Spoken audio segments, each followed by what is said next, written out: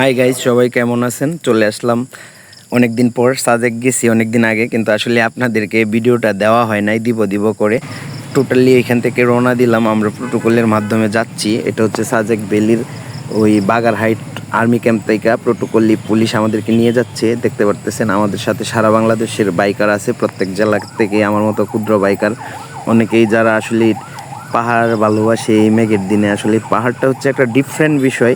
আপনারা অনেকেই পাহাড়ে গেছেন বা যাবেন, প্ল্যান চলতেছে। বিশেষ করে সাজেক হচ্ছে বাংলাদেশের মাঝে একটা স্পেসিফিক স্পেশাল জায়গা। ওইখানে আসলে আপনি একটা ক্ষুদ্র বাইকার হিসাবে যদি না যান, তাহলে আপনি আপনার লাইফে বাইক ড্রাইভ করে আপনি কখনো বুঝতে পারবেন না যে আসলেই যে যে বাইকের যে একটা ফিল, বা বাইকে লং ড্রাইভ আপনি একসাথে একদিন 2 দিন 3 দিন একটানা বাইক ড্রাইভ করলেন, আপনার সাথে একজন ছিল, বা যেমন আমার সাথে একজন ছিল, বন্ধুবান্ধব 5 জন 7 জন 10 জন যাইতে পারেন।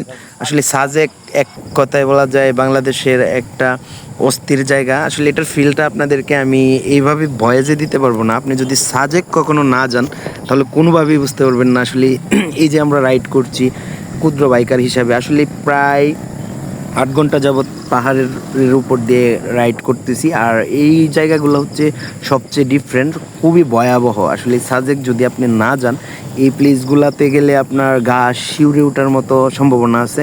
আমি কিন্তু প্রথম একটু ভয় পাইছিলাম, কিন্তু এখন আসলে অ্যাডজাস্ট হয়ে গেছি। আর ওইখানে অনেকে পড়েও গেছে। আর লাইফে রিস্ক না নিলে আসলে ফিল পাওয়া যায় না। প্রত্যেকটা জিনিস, বাইক হচ্ছে একটা সুন্দর বাহন, পাশাপাশি সর্বোচ্চ রিক্সের একটা জায়গা, আপনারা জানেন। আর সাজেক ভ্যালিতে যদি আপনি আসেন, 2 দিন ঘুরেন 4 দিন ঘুরেন, আসলে যাইতে মন চায় না, ঠিক আছে? তো এই সাজেকের প্রত্যেকটা রাইড হচ্ছে পাহাড়ের উপরে। আমি কত নিচে সেটা আপনাদেরকে কিভাবে বোঝাবো, আর কতটুকু উপরে, উপর থেকে নিচে তাকাইলে মনে হয় যে আসলেই কোথায় আসছি পৃথিবীতে। আপনি যদি একটা ক্ষুদ্র বাইকার হন, তাহলে সাজেক আসেন, খাগড়াছড়ি আসেন, বান্দরবন যান। প্রত্যেকটা স্পটে আপনি যাওয়ার পর বুঝতে পারবেন যে আপনার অনুভূতিটা কেমন। আসলে আমি আপনাদেরকে এটা কোনোভাবে রিয়েলাইজ করাইতে পারবো না যে জায়গাগুলা কেমন। প্রত্যেকটা রুট শুনছান। তো রাতের বেলা ড্রাইভ করা আরও ক্রিটিক্যাল, যদিও বা দিন ছিল, রাত্রেও অনেক ড্রাইভ করছি। সেগুলো আসলে সম্ভব হয় নাই, ভিডিও ধারণ করার মতো কোনো প্লেস ছিল না। অনেক জায়গায় রিস্ক আছে। আমাদের প্রোটোকল দিয়ে নিয়ে যাচ্ছে। প্রোটোকলের একটা এখন লাস্ট পর্যায়ে, তো কাছাকাছি আইসা গেছি। তো সাজেকের যে ভিউ ছাড়লেই হয়তো বা ফর ইউ, আমি আসলে ফর ইউর জন্য ছাড়ছি না। তা আমি গেলাম আমার স্মৃতিস্বরূপ এই কয়েকটা ভিডিও ক্লিপের মাধ্যমে একটা স্মৃতি রেখে দিলাম। তবে আশা করি সামনের বার ইনশাল্লাহ আবার যাব। প্ল্যান আছে, তো দেখা যাক বাকিটা। তো একবার যে সাজেক বাইকে ট্যুর দিছে, সে বারবার যেতে চাবে। কোনো বন্ধুবান্ধব বা কোনো ইভেন্ট, কোনো সুযোগ থাকলে মিস করার কোনো সুযোগ নাই।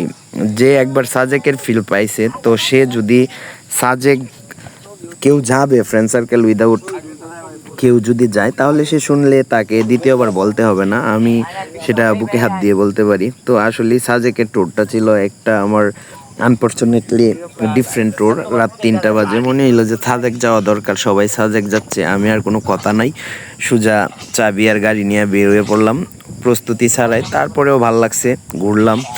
তো সাজেকের অনুভূতিটা আপনাদেরকে আসলে ভিডিওর মাধ্যমে আসলে কোনোভাবে পসিবল না বোঝানো। তো যারা সাজেক গেছেন জানেন, হয়তোবা বেশি বলার কিছু নাই। তো সাজেক সম্পর্কে যাদের ধারণা আছে, আসলে আমি কি বলবো। তো অনেকে অনেকভাবে যায়, যেমন ধরেন আপনি চাইলে বাইক ছাড়াও যাইতে পারেন, এতে কোনো সে নাই। কিন্তু আসলে বাইকের ফিলটা আপনি পাবেন না। সারা বাংলাদেশের ক্ষুদ্র ক্ষুদ্র রাইডারগুলো আসলে শখের বশতে সাজেকের বুকে রাজ করতেছে। এই যে জায়গাগুলো দেখতেছেন, এই জায়গাগুলো প্রত্যেকটা জায়গা ক্রিটিক্যাল। প্রায় 8 ঘন্টার মতো পাহাড়ের বুকে বাইক চালানো। বাংলাদেশের সবচেয়ে উঁচু পাহাড় সাজেক ভ্যালিতে। আসলে এইখানে এটা বলা যায় যে প্রত্যেকটা বাইকারের ড্রিম থাকে। আদারওয়াইজ আমারও ড্রিম ছিল। আমি যখন ভিডিও দেখতাম, হ্যাঁ, প্রতিদিন কোনো না কোনোভাবে ফেসবুকের মাধ্যমে, ইউটিউবের মাধ্যমে সামনে স্ক্রল আসতো, তো ভালোই লাগতো। আর এটা হচ্ছে সবচেয়ে উঁচু পাহাড় বাংলাদেশের, সাজেক ভ্যালিতে। এই পাহাড়ে আসলে এই মেঘের সাথেই দেখা হয়। তো এই পাহাড়টা হচ্ছে সবচেয়ে উঁচু পাহাড় সারা বাংলাদেশের মাঝে। আপনারা হয়তো বা জানেন, আমার বলার কিছু নেই, তবু বলতে হচ্ছে। এখানে যাওয়ার পর মনে হচ্ছে যে সব কষ্টই মানে দূর হয়ে গেছে, আমার কোনো কষ্টই নেই। বিশ্বাস করেন যে এত ভালো লাগছে, তো এত ক্লান্ত থাকার পরেও এক রাতে একদিন ঘুমাই নাই, তারপরেও মনে হচ্ছে যে এই জায়গাটাতে যাওয়ার পর মনে হচ্ছে যে আসলে কোনো কষ্টই নাই। আসলে এই অনুভূতিগুলো আপনাদেরকে আমি ভয়েস দিয়ে বোঝাতে পারবো না। তো আপনি যদি সারা রাত ড্রাইভ করার পর ওইখানে যান, যাওয়ার পরে বুঝতে পারবেন যে আসলে ওই জায়গার ফিলটা কেমন, বা ওইখানে তো নাই। তবে এত ক্লান্তির মাঝখানে আসলে একটা ঘুম দেওয়ার পর ঘুম থেকে ওইটা অনেক কিছুই করলাম, হালকা একটু ব্রেক নিলাম। আমার গাড়িটা খুব ট্রাবল দিতেছিল, ভাবলাম একটু পরিষ্কার করে নিই। সেও তো আমার মতো ঘুরতে গেছে, তাকে পরিচ্ছন্নতা রাখা দরকার। তারপর আর কি বাঁশ খাইলাম, মোমো খাইলাম, তো গেলাম। তো যাওয়ার পরে শুনি যে